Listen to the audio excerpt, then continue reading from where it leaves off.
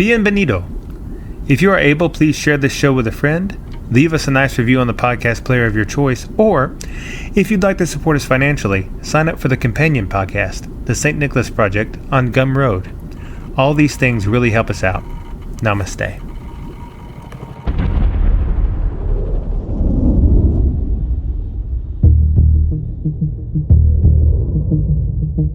Hello, friend. The Mystical American Patriots Society is transmitting to you from beneath 4 million cubic feet of solid granite, in the burning heart of the Yellowstone caldera. This is a variety program for normal sandwich-eating Americans with some concerns about living in a deranged, post-Christian technocracy. So, keep your third eye on the sky and your ear to the ground, as Sumo and Smokestack connect your main brain vein to a higher plane. Are you ready? Stand by.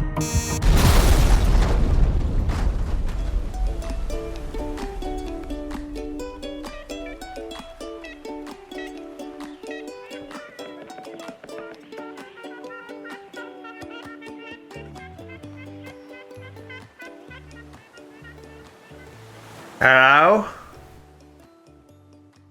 Hello? Oh. Good day, mate. Wait, what? Good day, you want to put shrimp on the Barbie? And sorry if I little mumbly in the jumbly here. I just had my vaccine.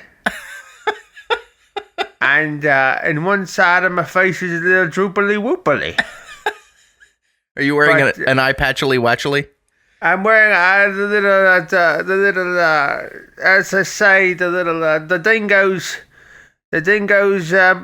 dingo's eye patch. Got a little bit of the dingo's paw covering my eye, as they say. As they say, yeah. As they say, I got got a little bit of the kangaroo's pouchy, if you know what I'm saying. Right, yeah, I've heard that. If you know what I mean, I'm a bit of an emu. Yeah. Like a Steve Irwin, you see. Right. But nonetheless, he got an injection too. Well, it's true. It's also injurious. It's the Australian way. Yeah. You know, we have. You know what to do. I'm New South Wales, of course. Mm-hmm. Customer Service Minister.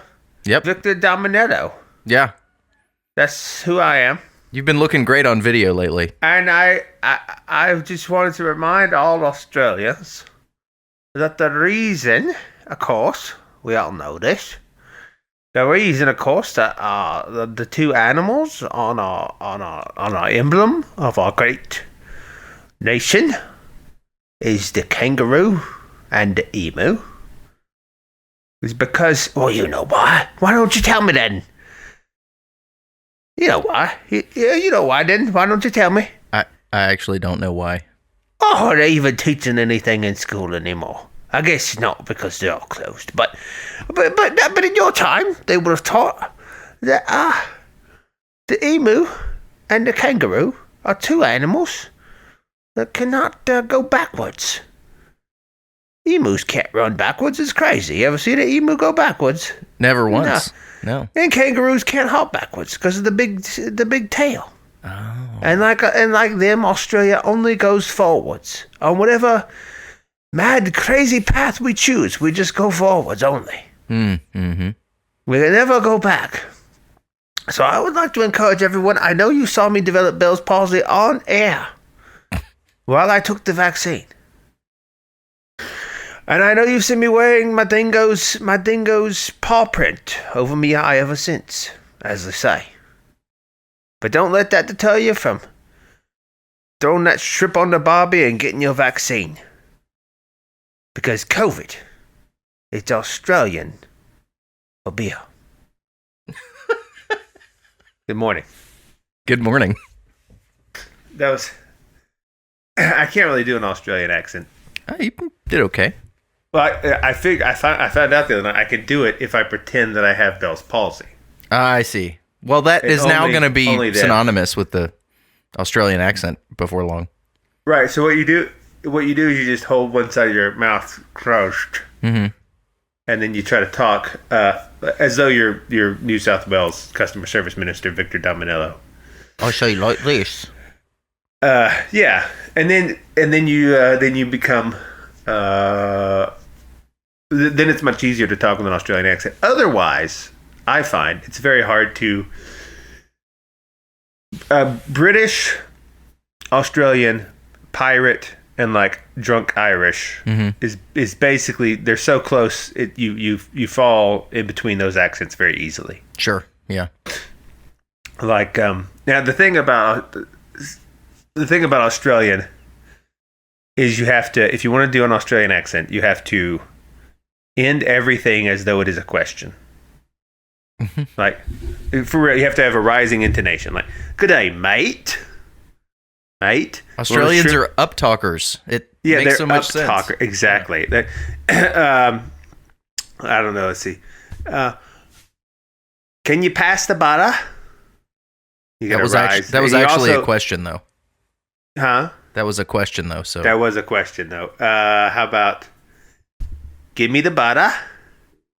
Yeah. Okay. I use butter because also in Australian, and pretty much anything with an E or an A is the same. Butter. Oh, I got Marmite all over my eye patch. I got Marmite all over my eye patch. See, but you didn't rise the intonation at the end, neither did I. Let's see. Yeah, I did. A little bit. Good day, mate. I got Marmite all over my eye patch. Eye patch?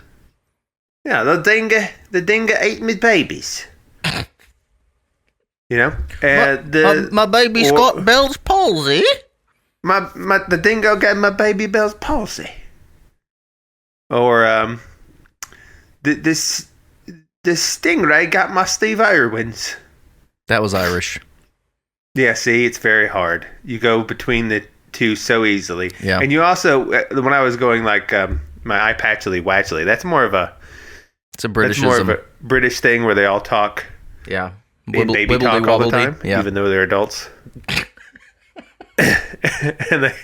and they go, "Are you? Do they really do that though? I know a Yorkshire man who doesn't do that. No, they all talk like babies all the time. Okay, maybe just like if you're in England and you go, "Hey, does anyone want to go out to dinner?" They go, "Is someone hungry wungly?" They all do that, and they try to offer you tea, or they'll say, "You want a cup of tea, weedy?" A basket of fishily chippies. Yeah, they're all. It's baby talk language. But sure. It's wrong to apply that to Australian, but most people don't know the difference. And then drunk Irish is somewhere in between both of those. Mm-hmm. Mm-hmm. So it's very difficult. But if you pretend you have Bell's palsy, it is easier to do an Australian accent. Just a little tip for everyone out there for your acting careers. But yeah, this guy, it was actually a couple weeks ago.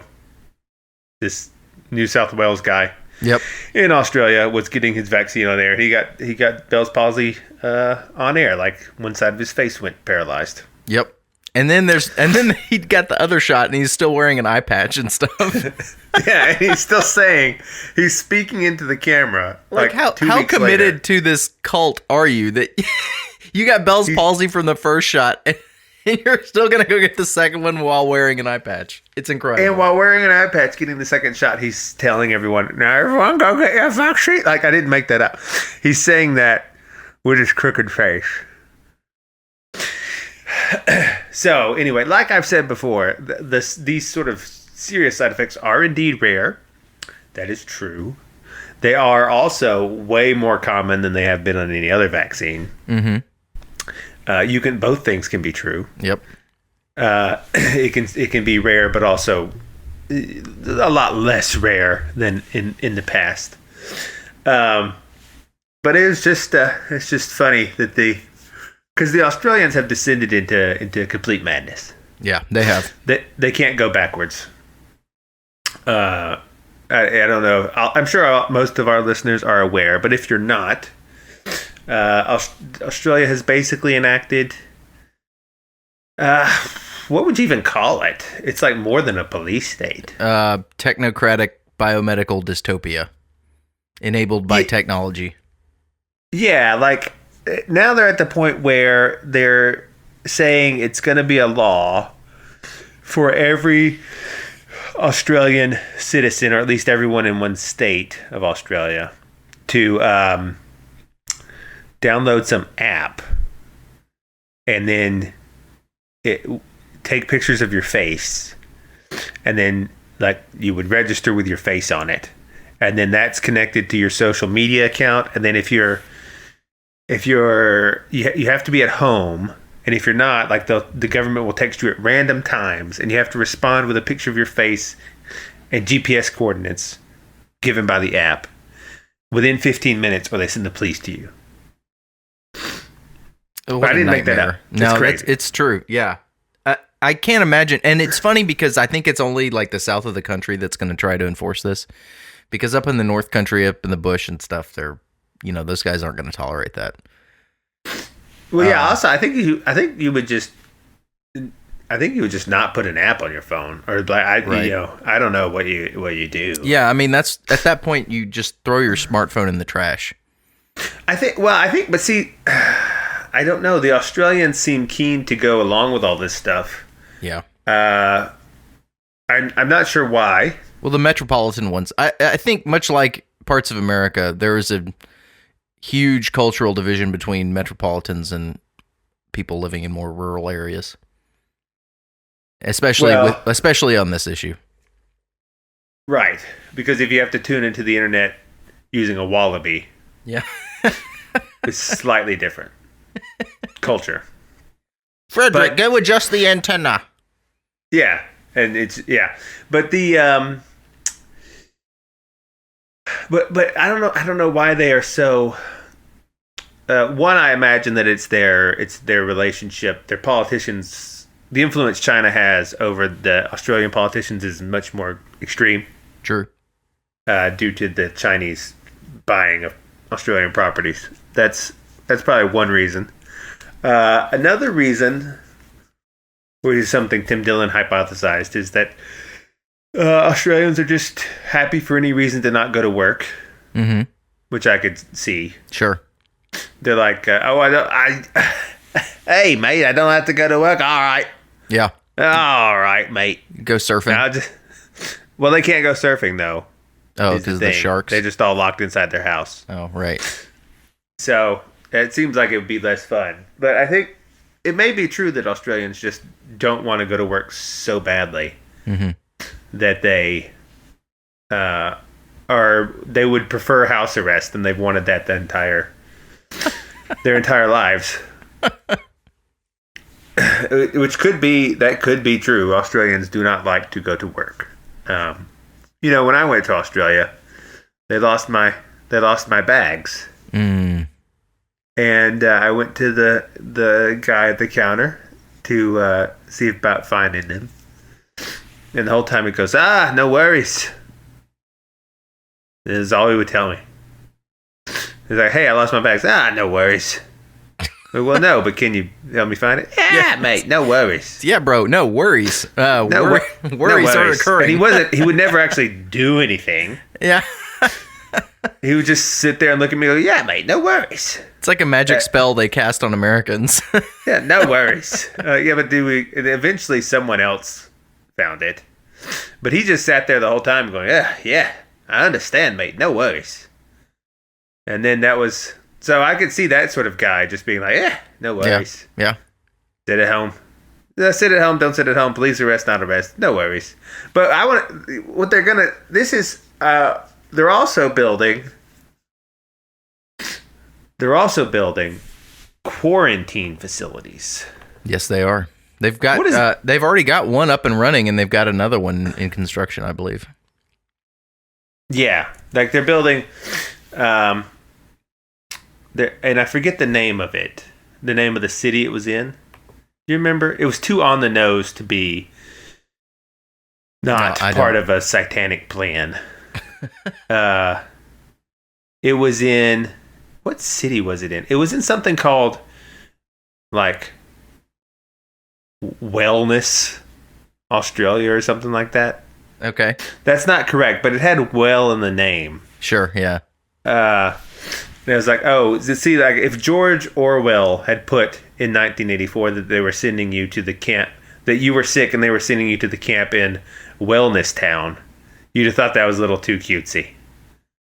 And yet, they're doing it in real life. So nothing is too cutesy at this point. The more I begin to notice that once you start to see these things, you can't unsee them. This is a problem. But I've noticed the symbolism more in like everyday life. Like I couldn't help. I was driving down the road and some what would you call them?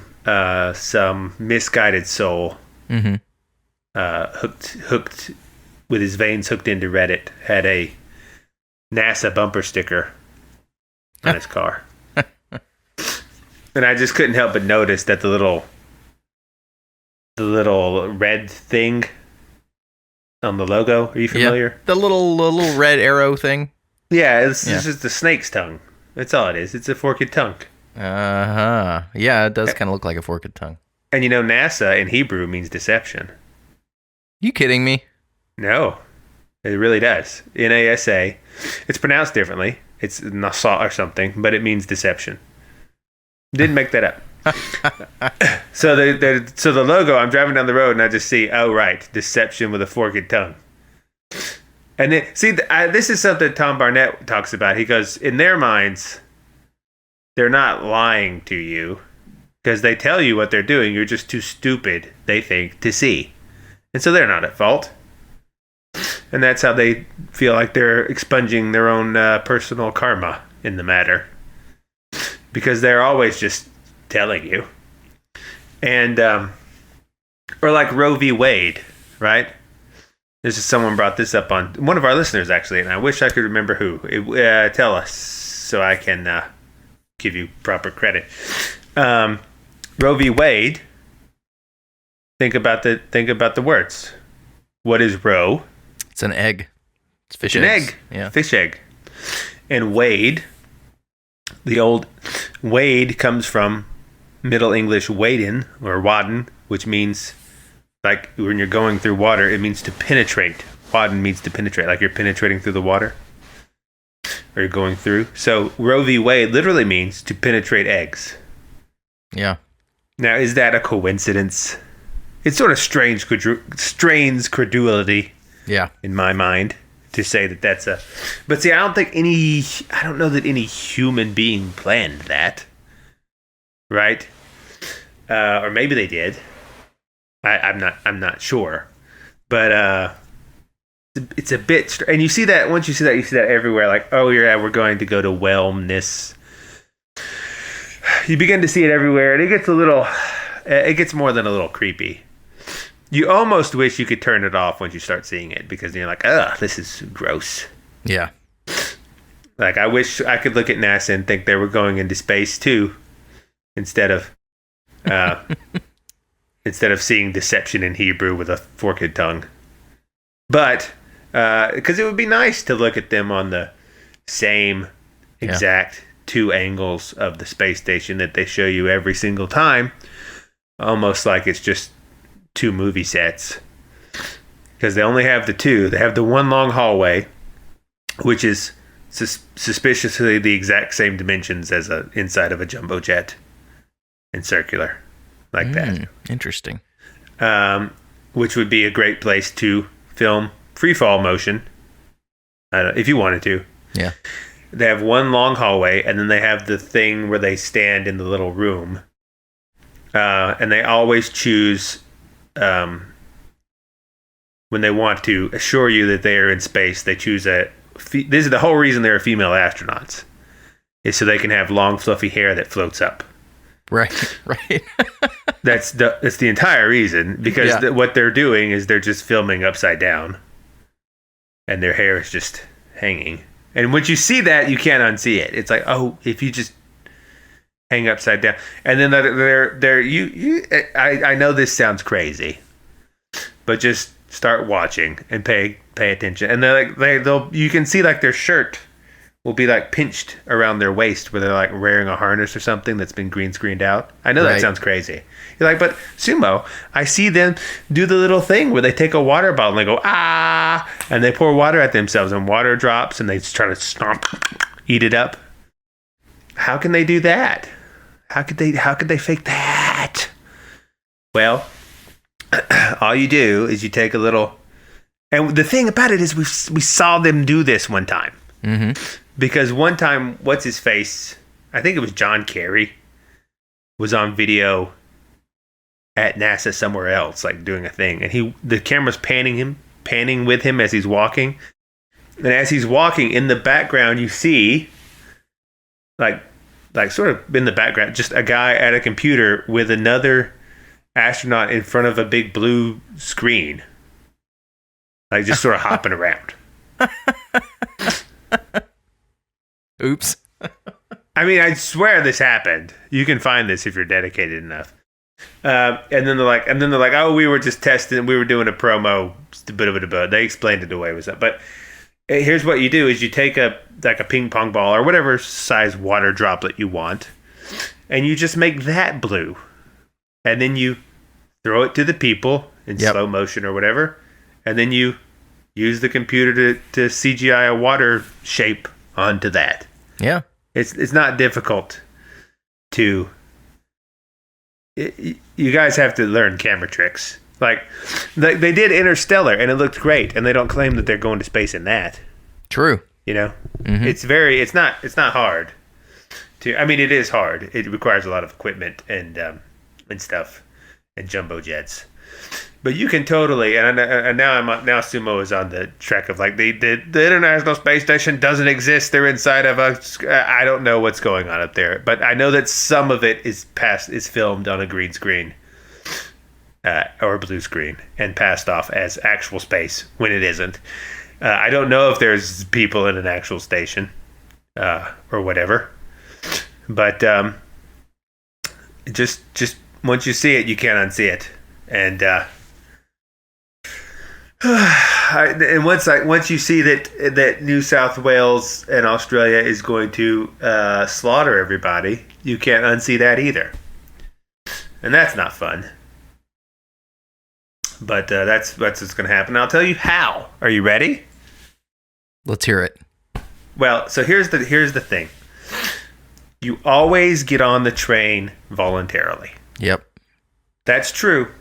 The Jews got on the trains voluntarily, as did the Poles, as did the homosexuals. The people got on the trains to go to the communist camps voluntarily, because they just say, "Oh, you got to do it," and because I mean, go back and look at pictures. No one was like shuffled out of bed and put on the trains to go to Auschwitz. They were all in their Sunday best, like they were going out to dinner. Yep. Like, oh yeah, we gotta go. So they all got dressed up and got on the cattle cars, right? Okay.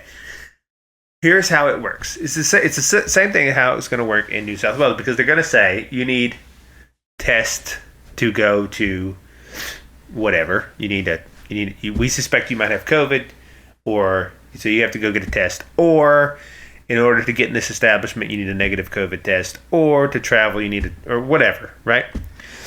And so then you go and you get the test, and you come up positive, and then the police come and they grab you because you've implicitly agreed to all of this, and they whisk you away to the quarantine facility where they put you inside of it, and then and good luck. Maybe they kill you in there, maybe they don't. Maybe they decide you need and it'll all have a reason.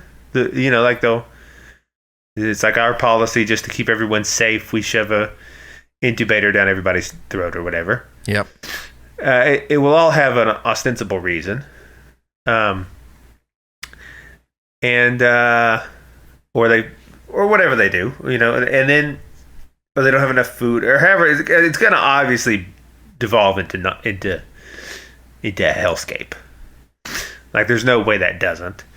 And so that's how those things happen. But the thing is, you never have to take the test, right? Yep. Taking the test is an implicit agreement that you are going to. It all works on implied or expressed consent that you don't revoke. And once you see that, it's hard to unsee that also, because this is a thing Owen talked about this week, and I realized after last week's show I should have credited Owen a bit more for my thoughts on last week's show, because I was trying to synthesize a lot of what he had talked about that week, and also Matt from Quantum of Conscience. So anyway, just retroactively citing him. And the reason I talk about these, there's certain people I listen to a lot. Recently, it's been Owen Benjamin, and Matt, Quantum Conscience, and Paul from Pockets of the Future, Coast Crow 7777, all these people and more. But one of the reasons I've cited Owen lately is because he's really been on fire for the past couple of months. Are you familiar with his story? No, I'm not. Okay, so Owen Benjamin, this is why I think he leveled up so hard.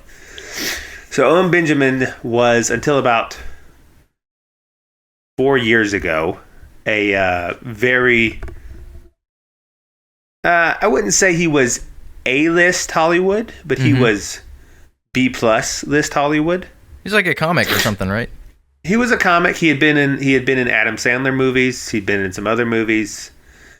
He was making very good money. Like, he was making millions a year, right? Okay. In Hollywood as a comic. He was at the Hollywood Improv. He was a regular. And he got, during the whole, when the trans kid thing first started, one of the other people in Hollywood that he knew, Jesse Thorne, who runs Maximum Fun Network and NPR podcasting, who's like, I would describe Jesse Thorne as like Smokestack's bizarro evil twin. Oh no! Like, if you took Smokestack and you put him through a blender that turned him upside down and evil, and also bald and gross, he would be. If you changed almost everything about Smokestack, it would be Jesse Thorne. Okay. And that's how you're related. But so Jesse Thorne decided that his, I think then 3-year-old was trans. Oh, I remember very this. Public about this. And so Owen got on Twitter and he was like, how can a 3-year-old be trans? And this was like sort of his personal awakening moment. And they got in a big fight about it, and he called Jesse Thorne a child abuser, like publicly. And then Owen's agents and stuff were like, you gotta Jesse Thorne has a lot of influence, you have to shut up about it, or, you know. And he would not, because he said, I'm not going to quietly sit around and let someone in Hollywood publicly sexually abuse their children. Yeah, for real. So he was essentially kicked out of Hollywood, banned from any sort of. They took his painting down off the Improv. He hasn't been in anything since. He had to sell his Hollywood houses because they were not fully paid for, even though he was making millions. And he went working as cutting down trees with his brother, like doing tree work, right, for a while. And since then, he started homestead life, farming, and he has a very entertaining live stream that he does. I encourage you to check. You see it on unbearablesmedia.com. He's doing a lot of good, pretty impressive stuff. He's got like this. He's basically built his own media network in the interim. But I think that he was able to level up so hard because he was willing to throw away millions of dollars. Yeah. On principle. Yeah, man. And so that allowed him to level up pretty hard. And he may have leveled up a little too hard, in that sometimes some of the things he says can be a bit insane, even by my standards.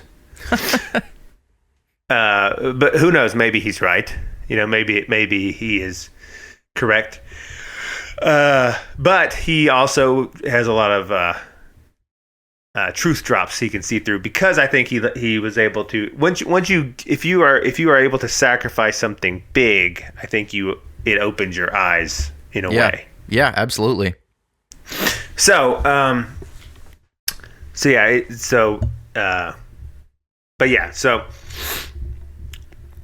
where was I?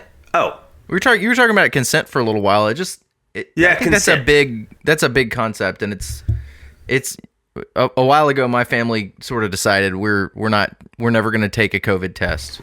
We're never going to get any of that stuff done.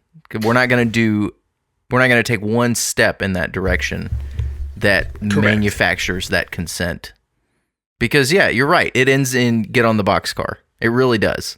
And we're seeing that in Australia. And there are actually, while you were talking, I was just trying to figure out where that camp is. And I saw some articles. There's some of the executive orders that are passed in various states in the United States enable similar actions to be taken. Oh, for sure. For sure. I mean, don't say that can't happen here, because it can. If we allow it. If we allow it to happen, it will happen here. The logic that leads to it in Australia is the same logic we've used here. So there's no reason that it couldn't happen here. Right. Yeah. Despite us not having the model of the emu that cannot go backwards. Again, very good reason not to participate. Like, don't take the first step, because each step you take, it's harder to turn around. Oh, this is true. Yeah. Each step you take is harder to turn around. But so your consent is you are giving it implied or explicitly. Like, this is why, and this is hard. Like, I was talking to number 15 about this, and he would mock me by sending me gifs of the kid in the Matrix going, "There is no spoon." Right. And I said, "I know, but there is no spoon. There is no NASA." He would say, but so if you pay attention, you'll notice that, like, people, even the quote unquote liars and the politicians, often are not technically lying. It's a bit like the devil who he just lets you believe it because he's, we talked about the devil doesn't technically lie. Mm-hmm. It's a bit in that fashion. Like, let's say the vaccines are safe and effective. At what? They don't say. They never say they never get on there and say they're effective at stopping COVID. Exactly. We keep finding out all the things that they don't actually do, like prevent you from getting infected or infecting other people or being hospitalized. But they never said that they were. They just said they were effective. Safe and effective. They're safe for who? Effective for what? Right. They never technically say. They're like, just right now, there was one article, I think it was Australia also. No, it was Israel. It was the Israel articles in that Israel newspaper. Yep. Who were like, they were going to do, I believe the quote was, the government is looking at rolling out booster shots along with pills in the wake of its effective COVID vaccine campaign. Because they are. And talk about double talk. As someone that's eyes are open a little bit would be like, well, if it was effective, why did you need the third one? Right. Because they didn't say. You read that. In your mind, you heard the COVID vaccine was effective. But what they actually said in the quote was the effective COVID vaccine campaign. And the campaign was effective. Yeah. Yeah, exactly. You see, when you begin to you read things for what people are saying and not like what you're expecting them to say. Right. The world shifts pretty dramatically, and it's a little unnerving. Another trick that they use is, and so you're like, oh yeah, I guess it is safe. Like, but another trick they use is the rhetorical question, because that's a way you can imply without lying. Barack Obama was the king of this, and he'd get up there and be like, how hard is it to condemn Nazis? How hard is it to condemn Nazis? Not that hard. You could do it right now if you wanted to, right? But implying that, he's saying that Donald Trump, he's making you think Donald Trump did not sufficiently condemn Nazis. Right. Right? And you say, how hard is it to not condemn Nazis? And he never says Donald Trump condones Nazis. Right. He just lets you think that, And they would do that. He's not even saying that Donald Trump didn't condemn them. Right. He's not even saying that. He's just saying, how hard is it? Oh, how hard? That's my Barack Obama impression. Right. It's not bad. And that's why that's a Pharisee tactic. Yeah. That's the tactic of the Pharisee, is like, that's why they would always question Jesus, and Jesus would answer them with a question, because that's the only, because again, sovereign citizen rules. That's the only proper way to answer a rhetorical question, because if someone gives you, sort of by answering the question, you're acknowledging their authority to accuse you of the thing. Yeah. Good point. Right? Yeah. It's true. That really is like, because if you're like, I'm having trouble thinking of an example, but if someone was like, tell us, why shouldn't we believe you about the moon landing or whatever? If you say, well, you should, because then you're accepting their judgment that they are a person in some position to judge your thoughts on the moon landing. Right, because you're saying, I know that's a bit weird, but just think about it.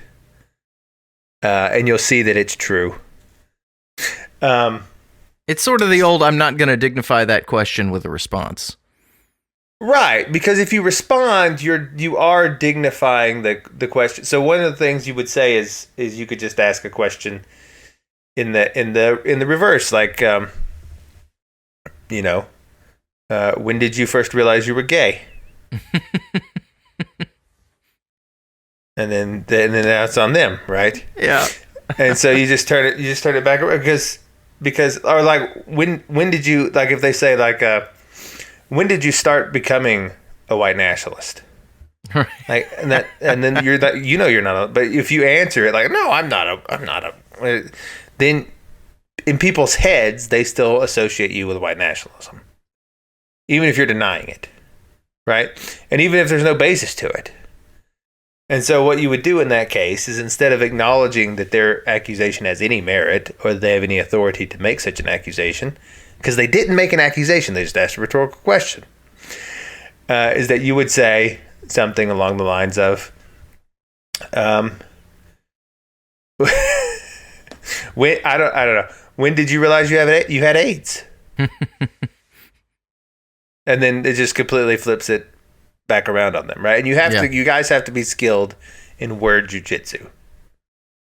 You have to get skilled in word jujitsu, because that's what these people do. That's how word magic works. You implant ideas about other things in people's minds to get them to go along with whatever horrible thing you want to do. Just like now we're at, abortion up to 40 weeks in some places, and people are freaking out about Texas. It's like, well, you agreed to that when you agreed to safe, effective, or safe, legal, and rare, or whatever. Yeah. Was the original. Like, that was the same, because what is safe? What is rare? What is, like, these are all very loose terms. Yeah. Right? And you think they mean one thing, but they don't. Just like you think NASA means one thing, but it doesn't. And you're saying, yeah, go ahead. And then, it's like we talked about on the Lying with Statistics show. The average is a loose term.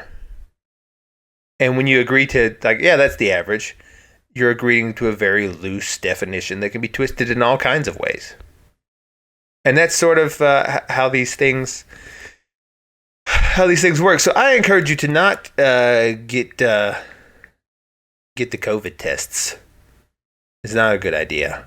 Yeah, just don't touch any of this. And along those same lines, I was thinking, when somebody, sorry, but I had this brilliant thought. We should release a COVID test that's an NFT.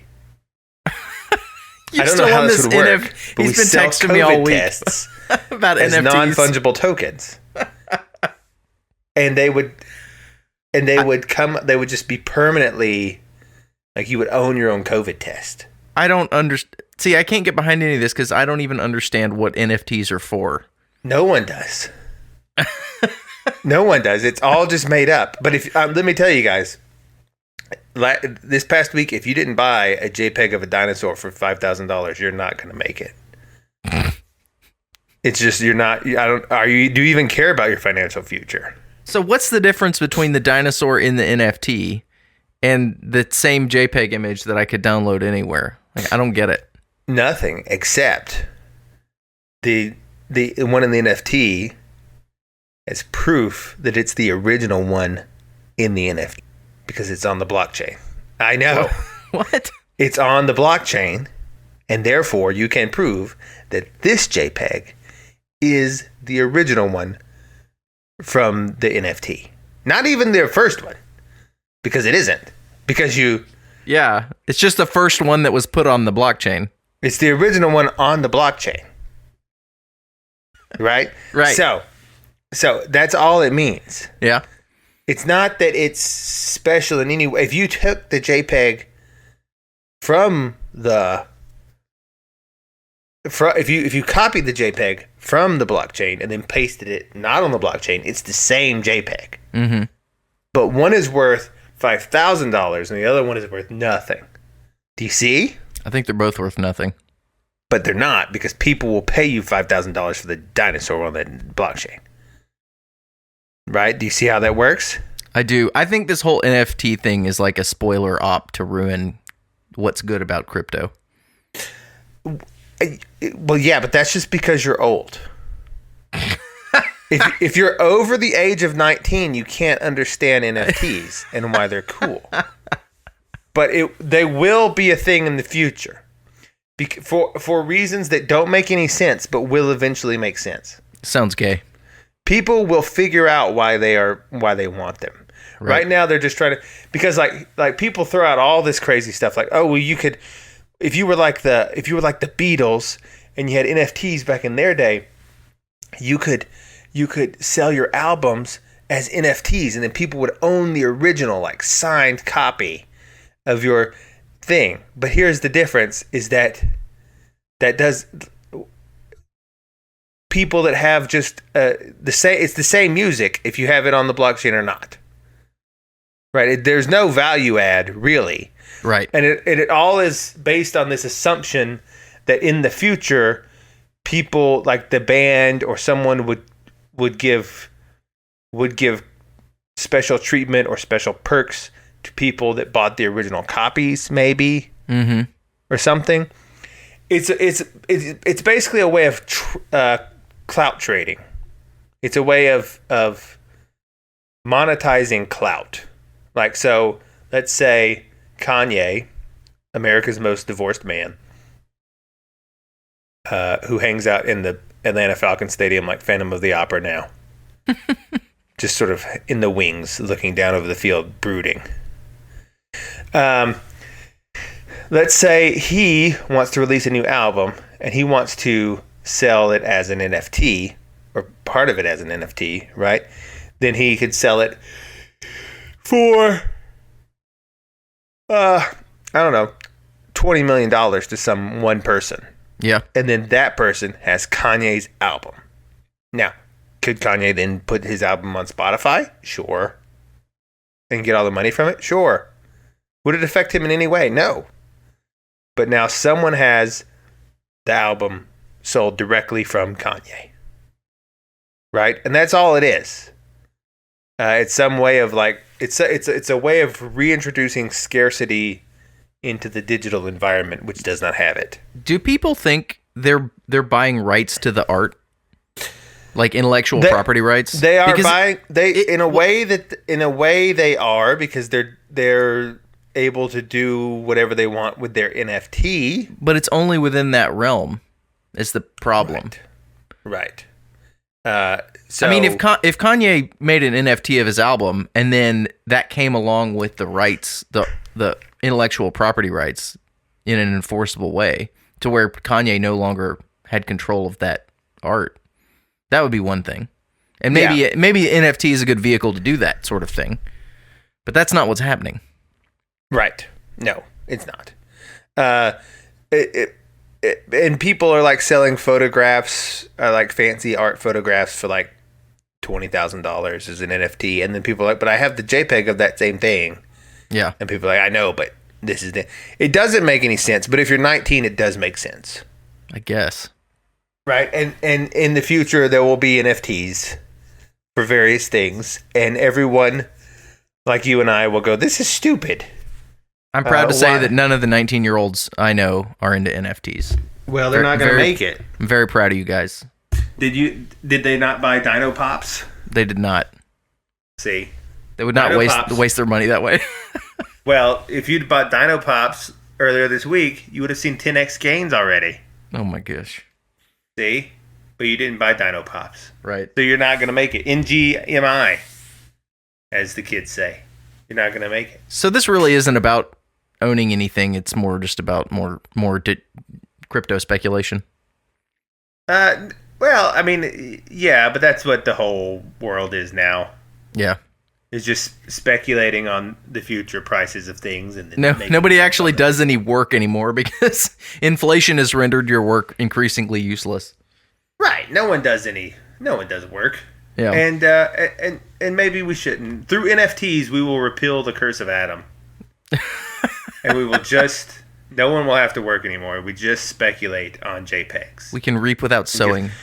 Look, why are you as an investor not throwing all of your money into Miley Cyrus gifts right now? I mean, seriously. Is there a dancing baby NFT? I bet there is. I bet there is. We should make anyone can make an NFT. I think that we should. I think that this show we should release one of these shows as an NFT. Now it will also be released in the normal way.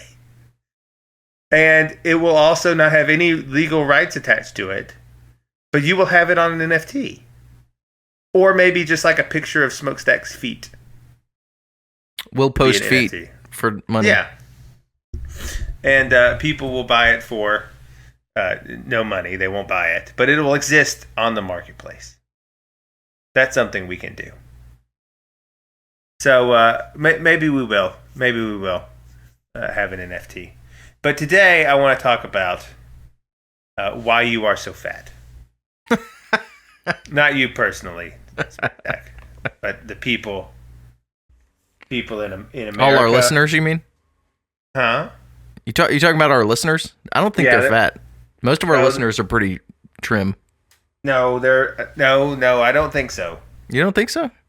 I think that they are all very hefty. I did sell a few extra large t-shirts off the website. See, exactly. But I sold some smalls too, so we got all kinds.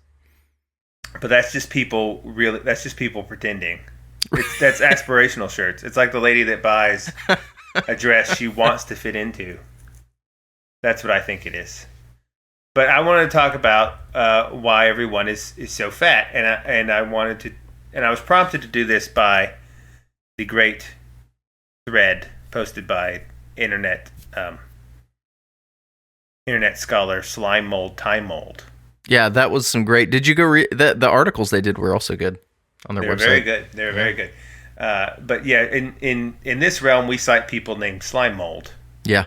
And if you want to go see him, his Twitter handle is @mold_time. And he did a great bit on why, the obesity epidemic and why it's happening, how we might maybe curb it. Although it was really more like a we don't know why sort of thing. Yeah, it was inconclusive, but there were some good candidate, possible causes. Yeah, and I'll be honest, I didn't really read it beyond the Twitter bits. Because I never do. Every time I comment on something on the internet, Facebook or Twitter is like, do you want to read the article first before you pass judgment on it? And I say no. I don't want to read the article before. I just want to go off the headline. It's for suckers with time. Yeah, I don't want to. Like, do you want to read the article first before you make claims about what's inside of it? No, thank you. And so that's what I did here. But here's the thing, listeners. Sitco isn't true. CICO, calories in, calories out, is not how the body works. It sort of works that way sometimes. If you follow that as your diet regime, you'll have some results, for sure. But that isn't the whole thing. It's partly true. Right? Like, if you eat next to nothing, your body will get smaller. If you gorge yourself all the time, you will get bigger. That's true.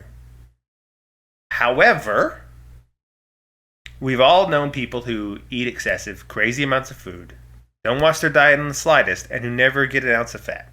You're one of them. See? Yeah. Well, that's because I know that the true diet, which is you eat like... I seriously one time lost like 15, 20 pounds just eating like Santa Claus. Like, I had fruitcake every day. Cook cookies and milk? Fruitcake, cookies, and milk every day. No, really, let me just break in here and just say that Sumo's in great shape, and he pretty much eats gas station food all the time.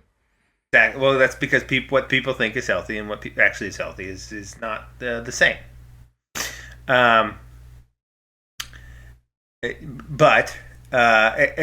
similarly, we know people on the other side who blow up like balloons with a little bit of food. They just, you know. And you know this if you've ever tried counting calories. It doesn't work. It works a little, right? But on the whole, this is why diets in America don't work. And they don't, because if they did, people would have results. The whole counting calories things with people do not get skinnier usually. And look, yes, America is a nation of stupid people. Truly. Like, truly dumb, mentally handicapped people. Psychotically, emotionally destroyed, on antidepressants, lying, mentally retarded people. Yes, that's who we are. But we're not completely slothful. You know? America's a nation of hustlers and go-getters. Yeah. We work more hours than any other people. Yeah. If diets and counting calories worked, some amount of people will be able to hustle it into working.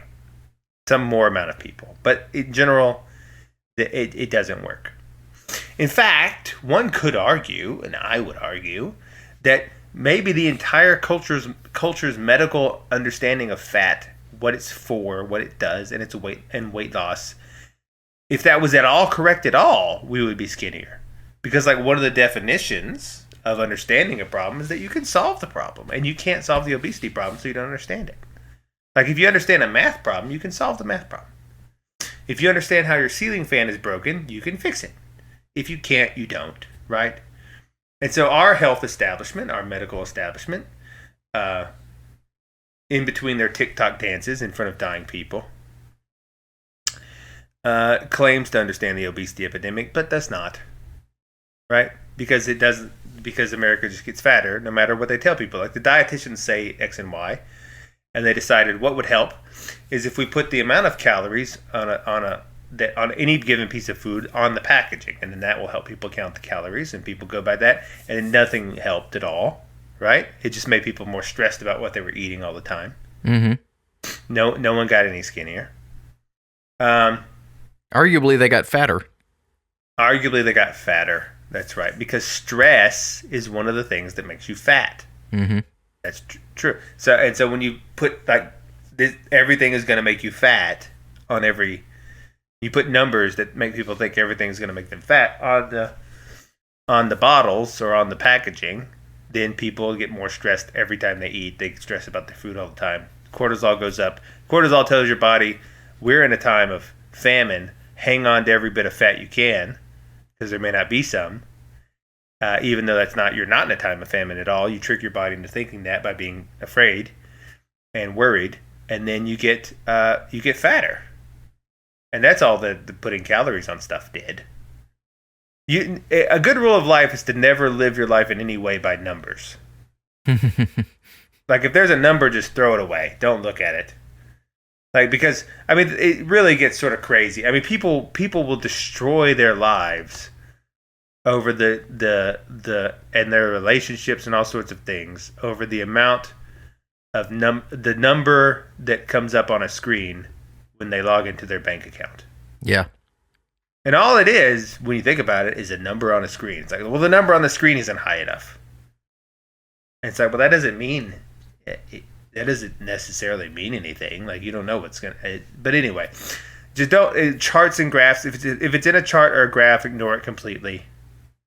If you do this, you'll be better off in life. Anything in a chart or a graph, anything in a number, anything that's a percent, just throw it away. It will just lead you down a bad path. But anyway, so I think you can make a case based on the complete failure to get the obesity epidemic under control that the medical establishment doesn't know what it's doing. Right? Dietitians don't know what they're doing, and so most of society is wrong about fat. And I think it's because in our minds, collectively as a culture, although experts know better, and people that really stop and think about it will know better, is that in our minds as a culture, we believe that fat is a uni-purpose organ. Fat cells store energy, right? That's what we think. Mm-hmm. And yes, people admit that it also serves a little bit of a function as like thermal insulation. But mostly it's just for storing energy. Right? Because in the before time, everything in modern medicine is justified and rationalized by reference to the life of hypothesized, fictionalized cavemen in prehistory, which is again a dubious assumption, but that's what everything's rationalized about. So in the before time goes the story, food was scarce.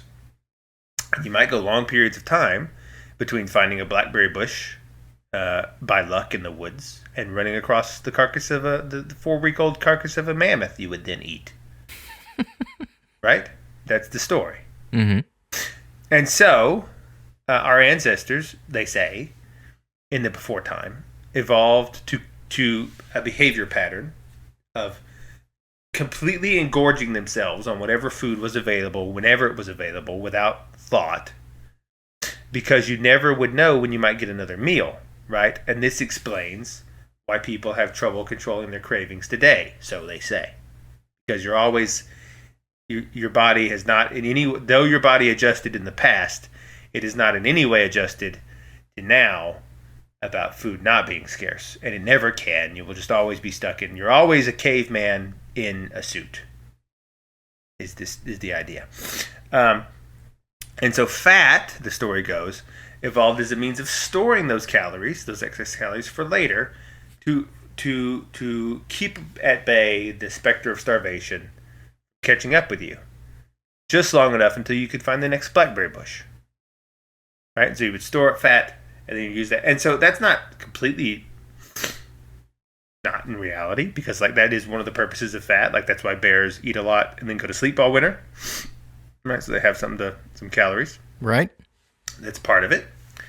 And people who promote this theory, they use those animals in the same way. They say, well, that's what animals in the wild do now, like lions and wolves, right? They follow a feast, famine model, gorging when they can find food and then going a long time, sometimes weeks between meals, right? But the problem with that story, well, the problems with that story are numerous. But one, as I said, with most things, the mythical before time evidence for this time in humans is scarce. But also, that's not actually how animals in the wild live. They do have feasts, yes. And food is hard to come by when you catch it, sure. But at the same time, animals in the wild routinely turn down food. Like every day, they get enough and then they stop. True. They don't just gorge themselves all the time on every single piece of food is available, which is why people say like humans have trouble controlling their urges. Because like birds, for example, like birds find worms all the time and bugs every day. There's no shortage of bugs. If they ate as much as they could find, they would be dead, right? If animals have a full stomach, more or less, they stop eating. They don't just eat to store fat in case, some primitive life forms do that, like yeast or maybe goldfish, right? But not wolves. And so this idea that is why man can't control his urge to eat, and he can't, because this justifies the calorie counting, calories in, calories out. It's like, well, this is how it works, calories in, calories out. However, because of this before time evolution where you had to gorge all the time, because food was scarce, people can't stick to it because their psychology is geared to eat whatever they have available. And so that overrides their rational mind, which tells them to not eat more calories. And so therefore they can't stick to calories in, calories out. Therefore diets don't work. Right? So they instead of, see what they did there is instead of blaming their model about how fat works, they blame you. See? It's like, well, it's actually your fault. Our science is good, but it doesn't work ever because of you.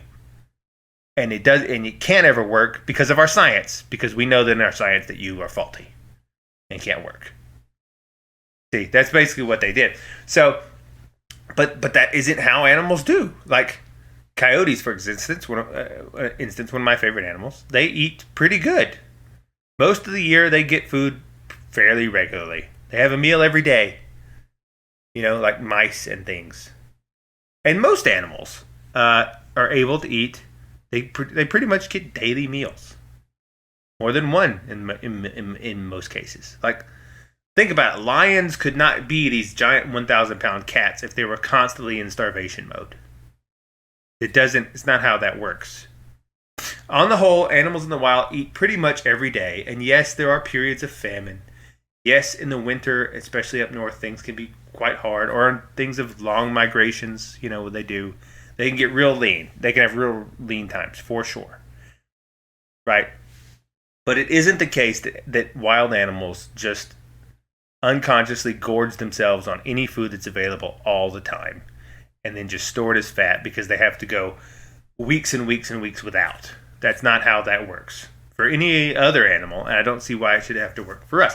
Additionally, it's not simply that we don't get enough exercise. We don't, right? People don't get enough exercise today. However, this is something Slide Mold brought up. Many hunter-gatherer tribes that still exist now and that existed like into the 60s when they first started contacting them also don't get much exercise. Yeah. Like we talked about on last show, if you live in some parts of the world, like the tropics or the Amazon, say, there's food everywhere all the time. It's just growing on the trees. Like, you don't need to work very hard. Like, people on the islands of the Caribbean, right, before Europeans arrived, had big fish available all the time, right off the beach, any time of year. Yep. All the time. Very easy to catch with a spear, to catch or hit with a spear. Like, it would take practice. Like, as a kid, I'm sure they were out there with their dads throwing spears at fish. But by the time you were like 12, you were pretty good at it. And then you could go out at any time and you could spear all the fish you wanted at any time and bring it back and eat it and cook it and eat it. And there were coconuts and everything was fine. Right? Yet also, these tribes that did not do much exercise, like if they had a Fitbit, these tribes, a lot of them would not have gotten the 10,000 steps a day. Because, I mean, they just wouldn't. They're hanging out, and getting the fish and like, hey, let's do a dance. I mean, but they were almost never obese when we would find them and measure them and do tests. Like, it just didn't happen. And if you think about it, we refer back to the animals. Animals in the wild also do not exercise very much. Like, coyotes don't exercise on purpose. Tigers and lions are extremely lazy. I mean, think about that. How does a lion, you ever think about this, have such insane musculature? Yeah, they don't work out. They barely move unless they're hunting. Yeah. they barely move. They lay around in the sun. Right, exactly. It's not they don't get their muscles from exercise. They sleep like 18 hours a day, like all cats. And they spend another 3 just sunbathing and licking themselves. Mm-hmm. Right? And then maybe for a few hours they hunt, right? But most of that, people are like, well, they get it in hunting and everything. But most of that is just creeping along very slowly in tall grass. Yeah. Right? It's like 30 seconds to a minute of actual sprinting and then wrestling down the prey. Right. Maybe if they're going to something really big like a water buffalo, it may take several minutes to and that is intense, sure. But like the amount of calories they're burning overall, like they're only doing like 5 minutes of exercise a day. Like real, like intense exercise. Well, this is why, as listener Two Stroke pointed out to me recently, long distance running doesn't really make any sense from like a survival function aspect, because it's not necessary. What you should be able to do is conserve your energy and be capable of short bursts of intense activity, like a fight or a sprint to catch something. Right. Well, I mean, you could argue that in the past, before mass technology, getting messages around quickly was helpful. Right, but you had a horse for that. I mean, there are certain animals that are just really good at that. I mean, yeah, if you're doing farm work, you would have to be able to do farm work all day, but I mean, you do it in as efficient a way as possible. So you would develop muscles by using tools, but you wouldn't be out running 10 miles. Right. And so, but like I said, so the people the lions do not exercise at all, but they're like completely ripped, right? Yeah. Or horses. Yeah. Mm-hmm. Horses have these crazy muscles, and they don't eat any protein. They just eat grass. Yeah. And they don't run all the time either. Like, herds of horses in the wild just sort of mosey about, unless something scares them to make them run. And occasionally, yes, they will all gallop for fun, and they'll just run. You know, like when we go horse riding, like there's this guy from Ghana who's the cowboy. He has the horses. He trains the horses, and sometimes they'll break off running, and my daughter was like, "Why are they running?" And he looked at her and goes, "I don't know. They got minds of their own. They just run. They just run sometimes." You know, and so sometimes they, for whatever reason, they'll just run, but then they stop. They don't like run for minutes and minutes and minutes. Right. You know? They enjoy doing a little gallop, and then they stop. So when you consider the animals, then you ask, why does the people have to try so hard to be in shape? Or, ... do you? Maybe there's a lifestyle where you don't, where you also, like a lion, can just lounge around all day. And we're releasing that secret information to you in an NFT you can buy today for $19.99. No, that's not true. 5-minute abs. No, but we're going to give you that information for free because we love you. And the answer, so like, is there a lifestyle where you could be pretty healthy and not have to do very much? And I think the answer is probably yes. And we're gonna go into that. I'm gonna describe that for you. But so yes, of course, fat is a store of calories for sure. But it's not only a store of calories. As I said, nothing in the body serves one function. Like, it's also an insulator, sure, but there's more than that. Like bones, nothing's monopurpose. Bones, what do bones do? Support your muscles and organs.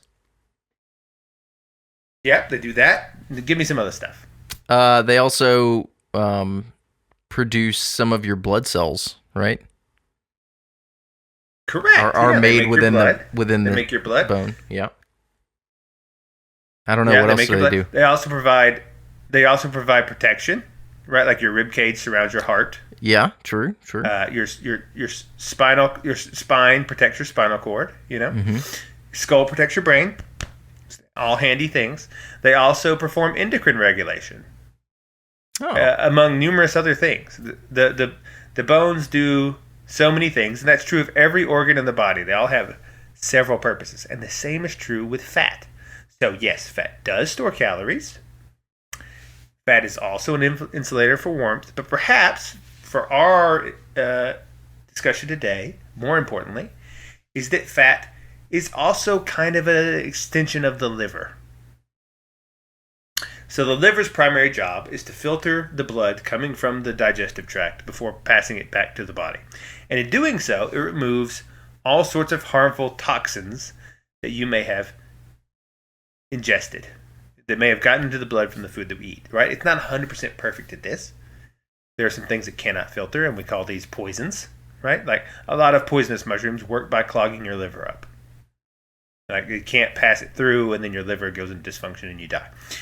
The liver is also not good at like filtering out lead, right? Which is why lead poisoning is a problem. But all in all, it does a pretty good job.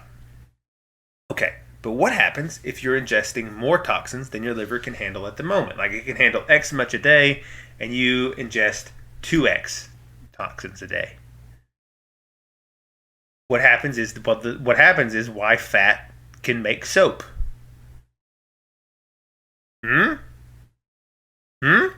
What? Are you following? Why Right. it can make soap? So- Okay. Well, because fat is largely grease, right? It's like a greasy substance. Fatty acids. So have you ever, Yeah. have you ever stopped and asked yourself, why can something made from grease, soap, get us clean? Sort of like the opposite, right? Like, why does the greasy thing make us clean? Okay. Well, in the sense of soap, technically, in a Reddit way, it doesn't technically help you get clean. It just helps the water get you clean, because oily things and dusty things are hydrophobic. Water doesn't bind to them so well. I mean, like oil and water don't mix, right? So you get some crap on your hands outside, and you rinse with water, and it works sometimes. But some other substances you have to rub really, really hard if you're using just water to get clean, right? But a little bit of soap, a little bit of greasy fat, right? And that acts as a go-between between the water and the hydrophobic substances on your hands that are repelling the water. Because fat is a molecule with two parts. It has an acidic tail that is hydrophobic but sticks to fat, and an alkali head which is hydrophilic and binds to water. So it's like a little, if you have a hydrophobic thing you're trying to get off, it will bind one side of itself to it and the other side to fat, the soaps, and then that all comes off. You're washing in the water, right? It sort of helps the soap molecules draw the water around the thing you're trying to wash away. Right. And the reason soap can do this, the reason fat is designed to do this, it has these two parts, is that if you ingest something your body can't digest because it's hydrophilic, or hydrophobic rather, the fat, it's not water soluble, but it will be fat soluble. And so if you ingest the toxin your body can't handle, because it doesn't filter into water very well, what it will do is it will be soluble to fat, and so it will go into your fat cells, and your fat will hold it there, like if you have extra, until your liver is not so busy, and then it will spell it out and go into the liver. Right? This is why people, for instance, get beer bellies, because alcohol is a toxin that has to be filtered by the liver. If you have too much of it at one time, the liver can't handle it, so it needs a holding pin for the excess until you're asleep, and then it can start sending it through. Make any sense? Yeah, that does make sense. So your body adds fat cells to store extra toxins that you're putting through your body that would make you sick and kill you otherwise. So it stores it in a nice safe place inside basically a bundle of soap, sort of greasy fat, in your body. And then when you're ready to process it, it will shrink the fat cells and squeeze all that stuff out, and your fat cell will get smaller, and then that will be ejected and pass through the liver, and that's how you're getting skinnier, your fat's burning away.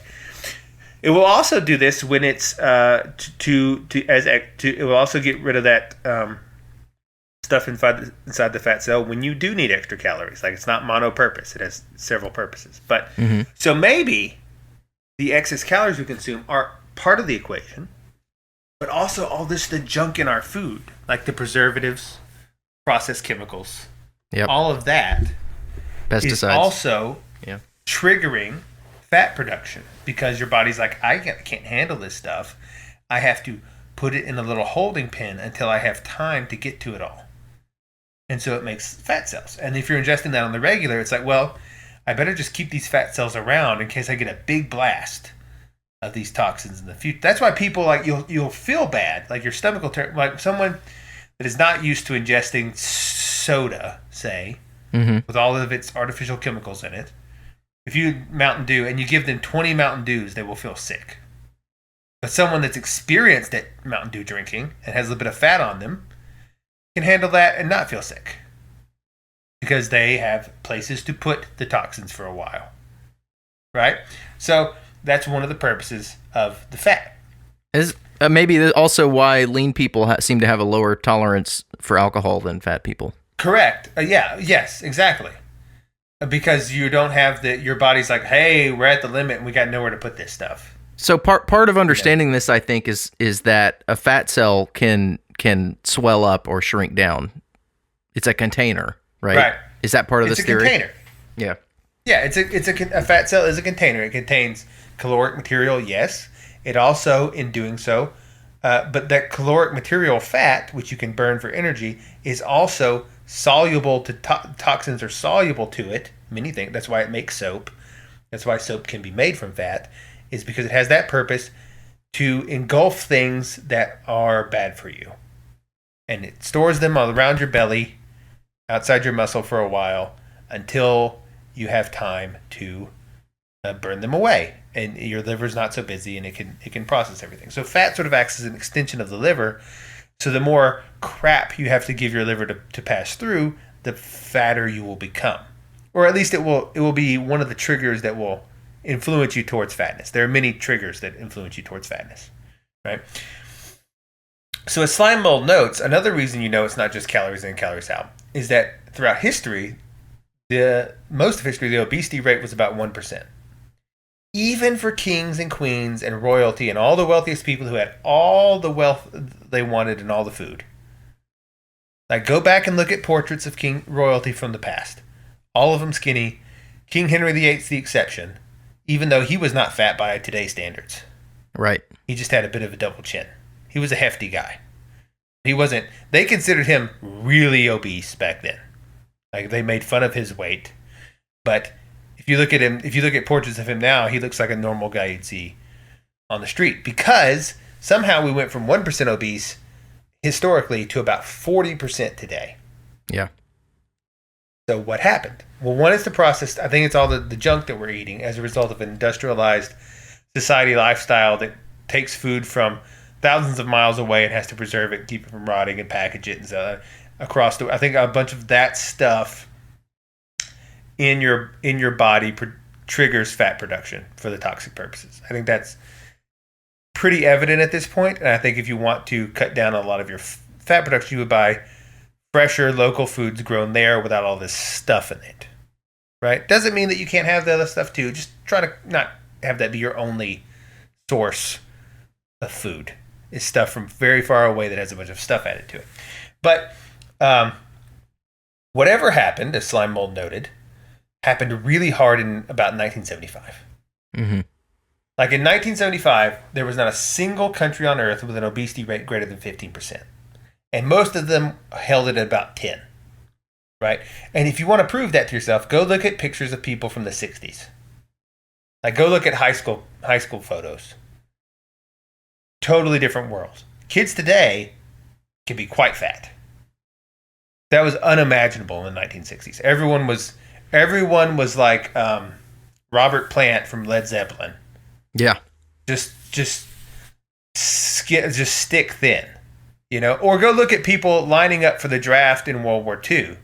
Everyone there is like, there's not an ounce of fat on any, because they're all shirtless for the medical exam. Mm-hmm. There's not an ounce of fat on any of those people. Right? So what happened? Well, like in 1975, and since then, obesity rates started climbing.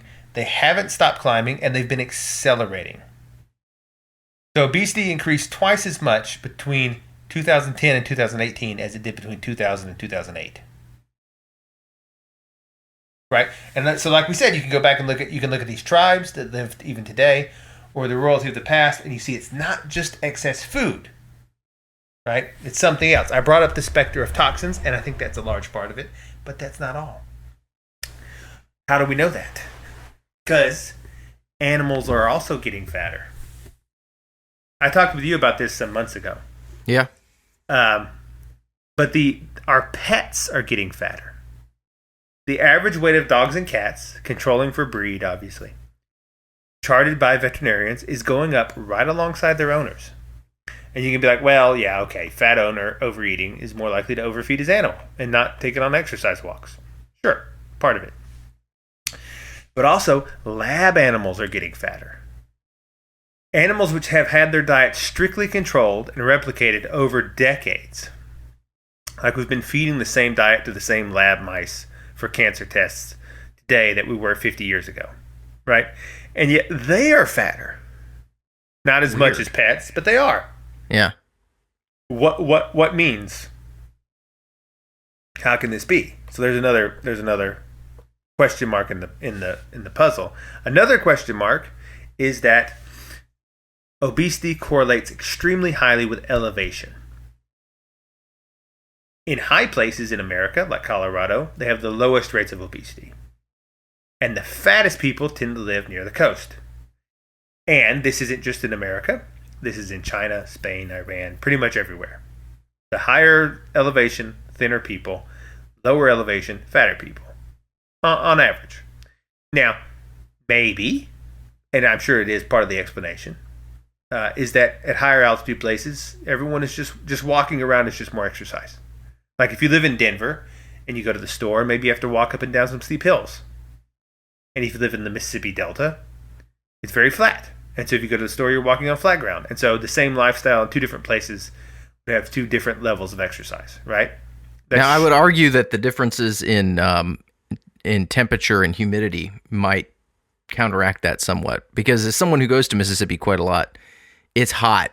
It is so hot. And just the energy it takes to keep yourself cool, I bet would cancel out some of the stuff with the elevation changes.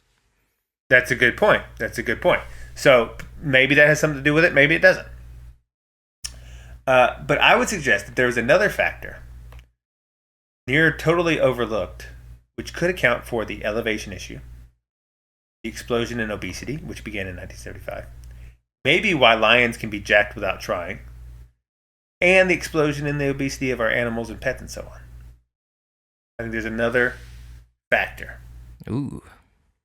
I think there's another factor.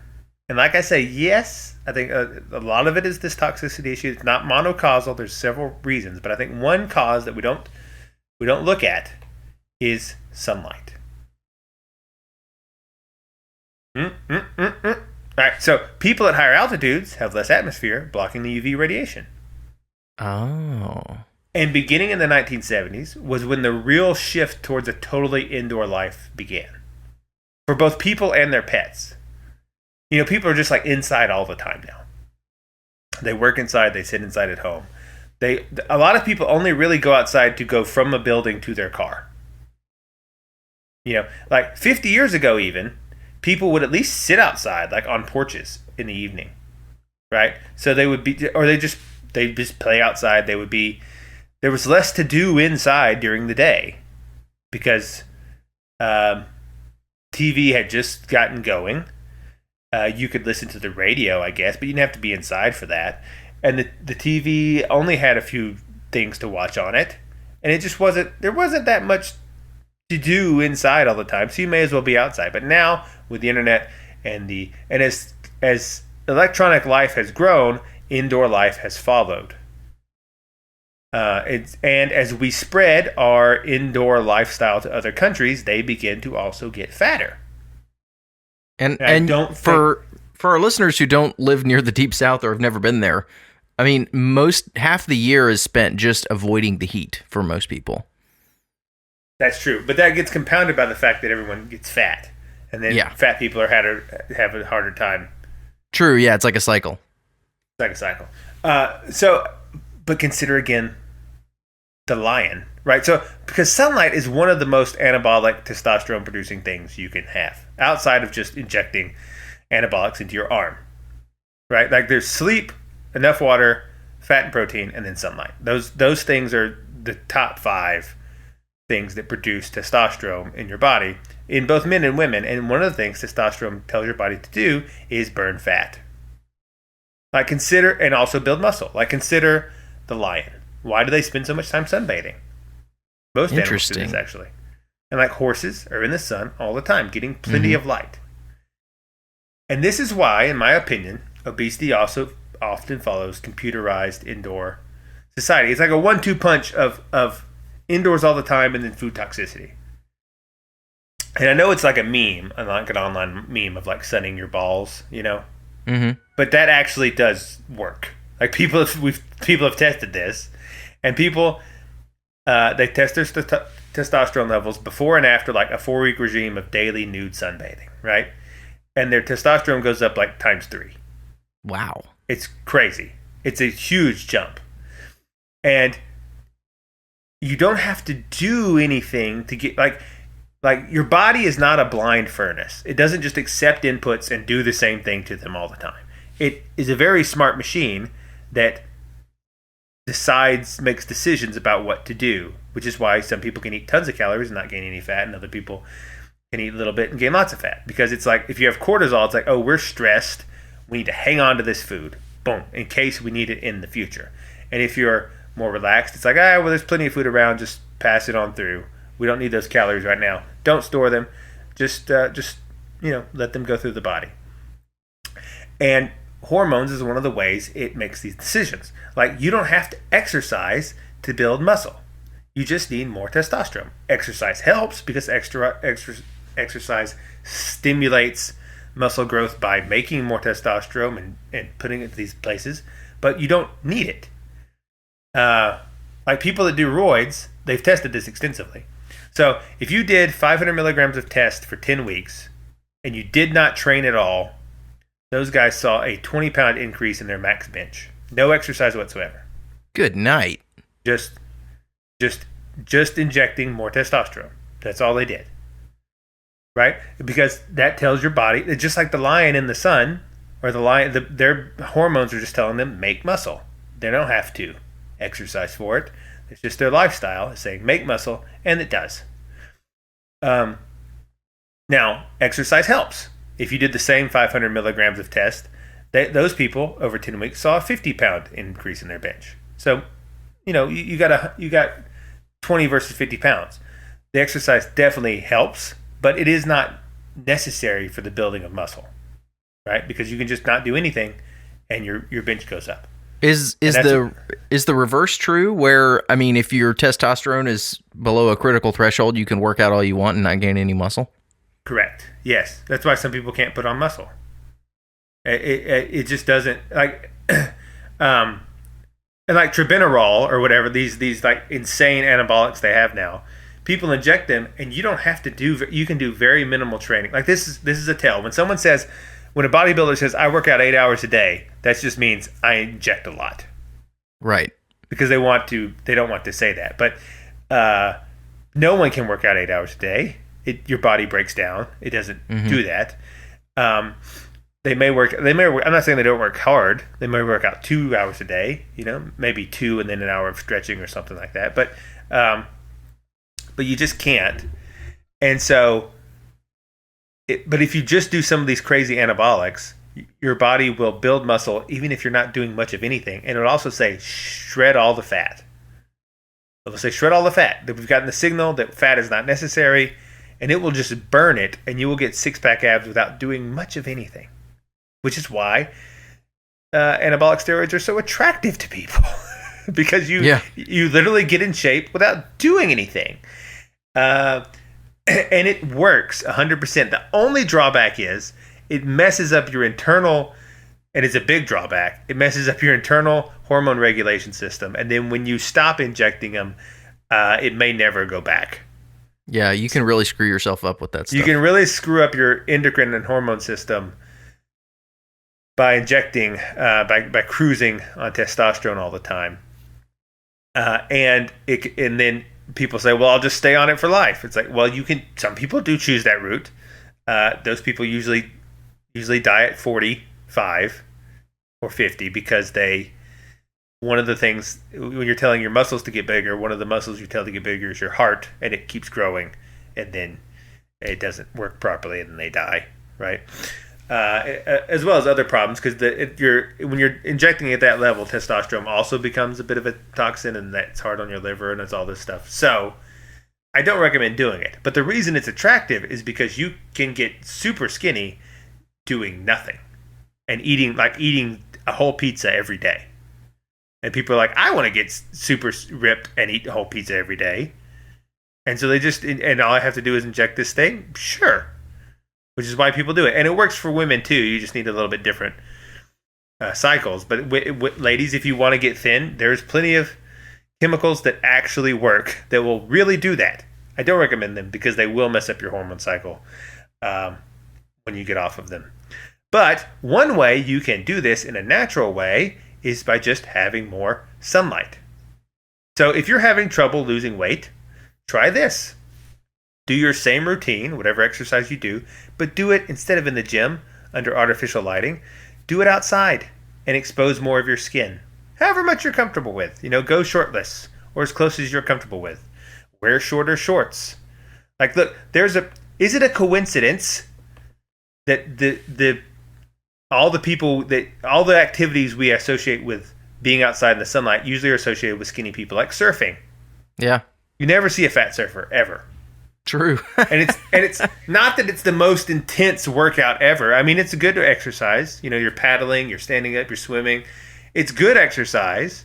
But again, a lot of that is spent like waiting on the wave, and you hop up on there, So it is good exercise, but it's not like crazy exercise.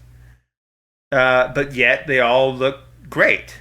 And look, another thing that happened in the 1970s is we went from the short shorts to the longer basketball shorts we have today. They go down almost to your knees. I'm just saying. People started covering up a lot more. Yeah. And presumably this whole importance, like this needing sunlight for optimal health and like vitality, is why people in northern places who had little sunlight developed such white skin. And this also explains, you see, why African Americans are hit hardest by obesity.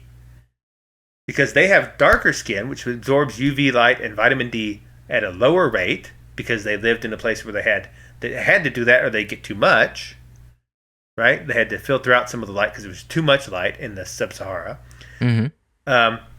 But now, in an indoor lifestyle, they get even less sunlight. They get even less. And so the obesity triggers them even harder, right? Because even the minimal amount of light modern life gives them barely anything. So they put on fat really easily. Because a white guy walking to work in the city is getting a greater dose of his necessary UV and vitamin D than a black guy on the same walk. And that's the real white privilege. See? It sort of is. Vitamin D popping. Because all right, so this is true. So if you're at the same amount of UV rays, so if you look at your UV index or whatever, all right, to get the same amount of vitamin D under the same conditions from sunlight, which again is vital for hormone regulation and shedding fat, building muscle, a guy with white skin will need about 15 minutes to get the same that a guy with very dark skin will get in 2 hours. Whoa, that's huge. It's a huge difference. It's a huge difference, and that's because, but you still need a lot of something. Like, people used to be outside all the time, like they would only go inside to sleep, right? And so your body is adjusted to, it wants a lot of sunlight. But in the northern places, you got a lot less, and sometimes the sun will only be out for a little while, so you could get in 15 minutes, where other people could get in 2 hours. Now that comes with a trade-off of white people getting sunburned. Mm-hmm. Right? But the benefit is we need less time outside. And I think black people sort of instinctively know this. Like they're more subject to depression because of that, from the lack of sunlight and like obesity. And I think that's why there's this stereotype of like black kids hanging out on the street all the time.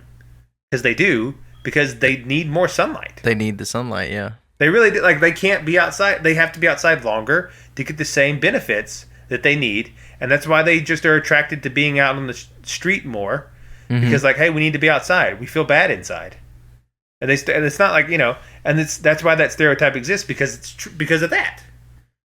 And so if you look around, and like I said, like, people that are outside are usually not that fat. People that are outside all the time with skin exposed. I mean, if you're outside in a burqa, it's not going to be helping, right? But surfers, people that are on the beach all the time, people that are just outside all the time doing, they tend to be skinnier.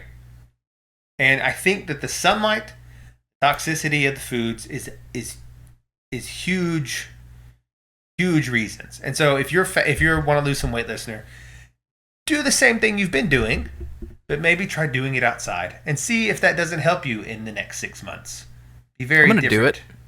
Yeah, man. Very different. But of course, we're not done, because this is MAPS. Sweet. We don't want to talk just about our physical weight. We want to talk about our metaphysical weight. All right. And of course, that means I'm speaking of the 21 grams experiment. Are you familiar? Is this where, when somebody dies, their body loses 21 grams of weight? Correct. So in 1907, a doctor by the name of Duncan McDougall in Massachusetts tried to weigh the human soul. Convinced, I guess, for some reason, that souls must have physical weight, and maybe they do. I don't know. I mean, if photons have mass, they don't. They have momentum. Sort of kind of implies they sort of, and not really, but sort of in a quasi way, but not really, but yes, have mass. If they have that, why not a soul, right? I don't know. Maybe they do. And so what this McDougall did is he had his patients, and he weighed them while they were dying, because the last thing you want to be in life is a science experiment. Your last breath. And he tried to record the drop in weight at the moment they died, under the assumption that their soul was leaving their body, and then that would be what the soul weighed, right? And he measured it to be, drum roll, 21.3 grams. That is his estimate for the weight of the soul, 3/4 of 1 ounce. How many times did he run this test? He ran it on 6 people, and he got this answer 1 time. So it's not a huge thing to go on. No. He had 6 patients from nursing homes. Okay. Which he chose because they wouldn't be moving a lot when they were dying. Right. He got people that were 4 with tuberculosis, 1 with diabetes, and 1 with unspecified causes. And when the patient seemed on death's door, their entire bed with them in it was placed on an industrial scale, sensitive to within 0.2 of an ounce. Okay. And it, as a control, like, because he thought, well, maybe there's like fluids that come off or something or whatever. As a control, based on his belief that animals do not have souls, which I and Aquinas would take issue with for similar but not quite the same reasons. I mean, the whole reason they're called animals is because they have anima or souls, but whatever. Anyway, he used dogs as a control, like a background measurement.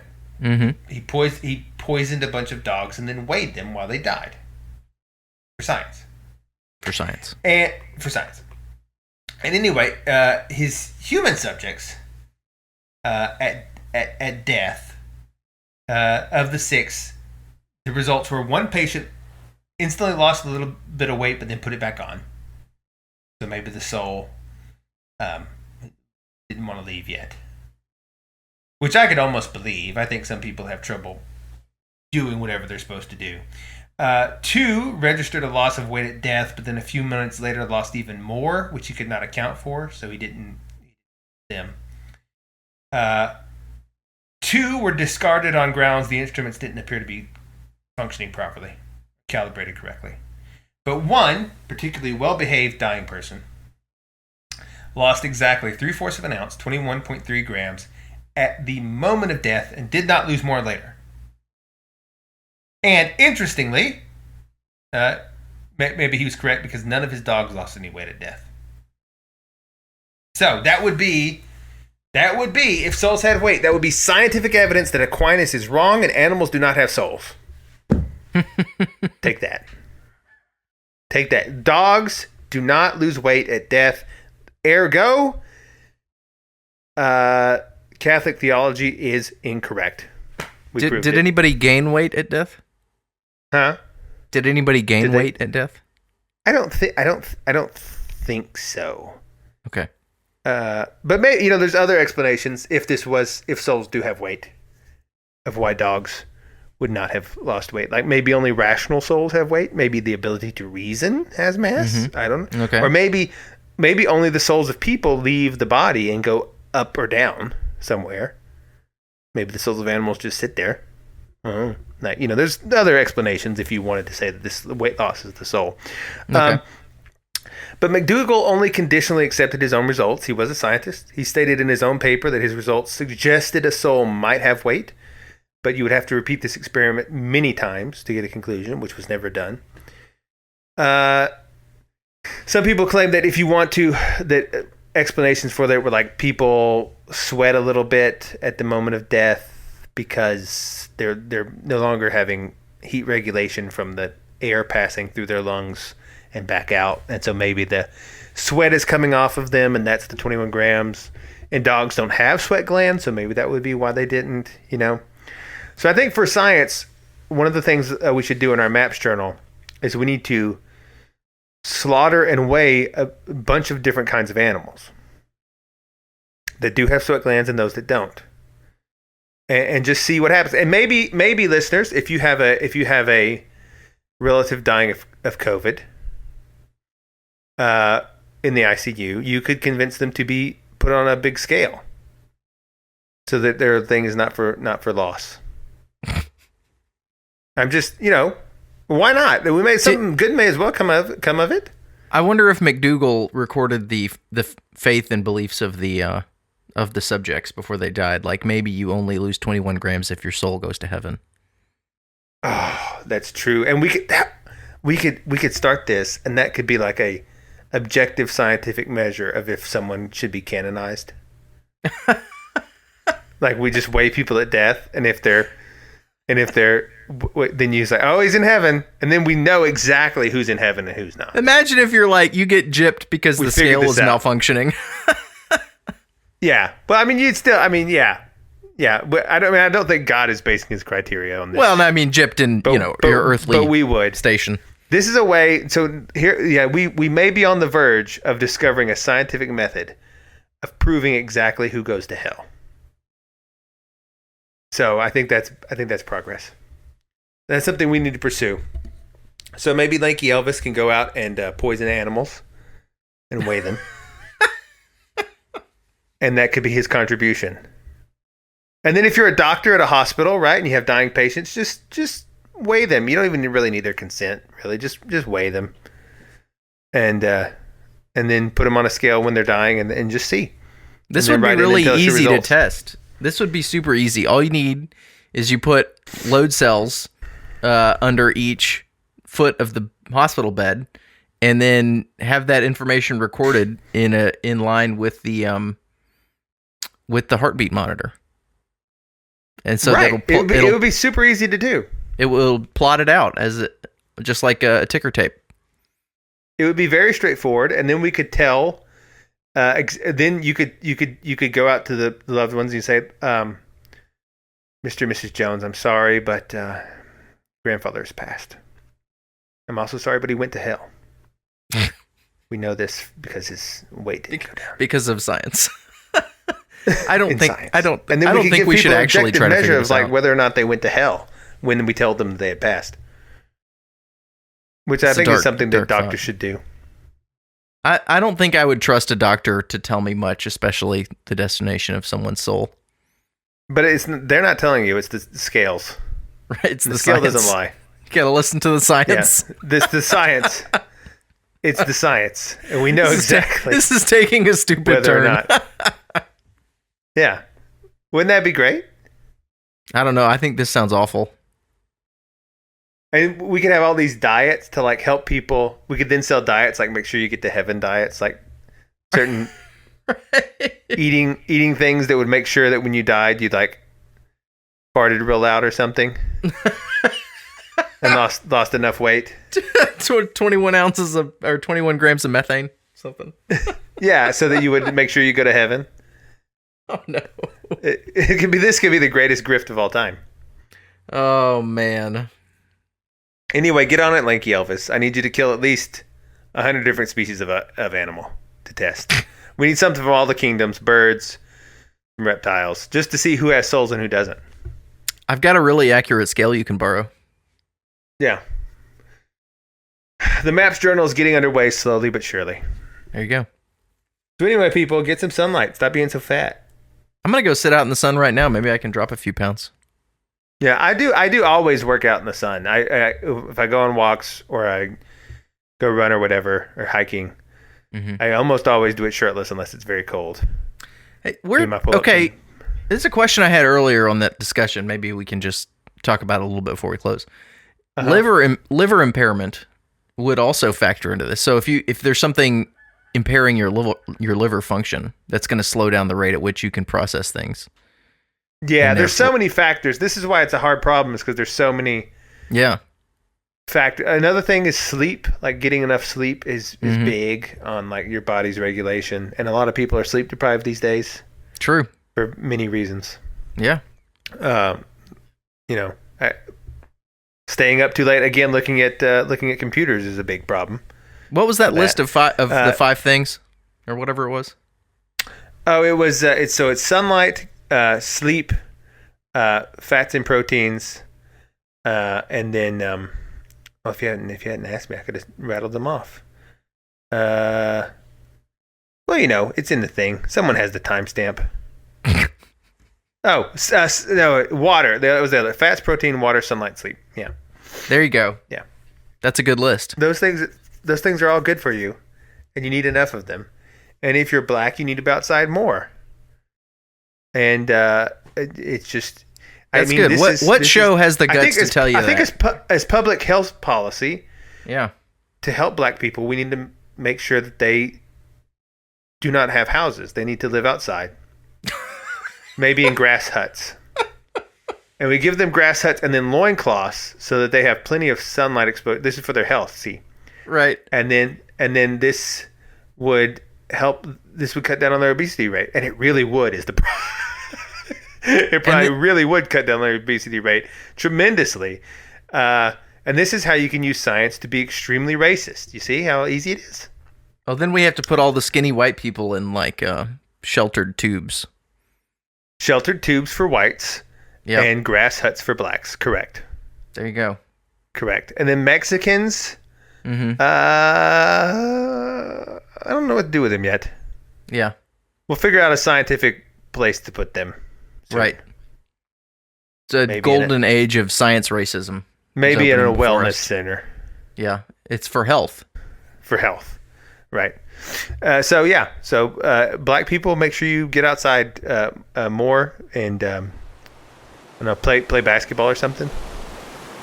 I don't know.